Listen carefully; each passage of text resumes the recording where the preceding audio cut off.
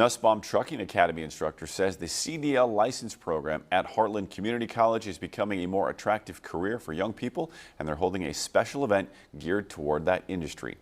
They're partnering with that trucking company dating back to 2021 to provide a 6-month track to the CDL license and trucking program.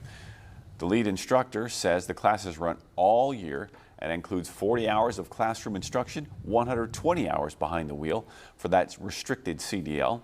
He said they have around several people, an unknown number in each class.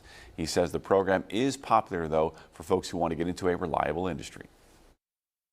Truckers have always been known to make a good earning. I get to travel across the country. I have a job that is pretty stable, as we know that everything that we consume comes on a truck. So that opens up the door there. Nussbaum in Hudson is also holding an open house this Saturday to offer information, let you walk through a truck and use a simulator. Mr. Cheney there says the students will get a chance to talk with Heartland Community College reps and sign up at the time. It runs 8 a.m. to noon.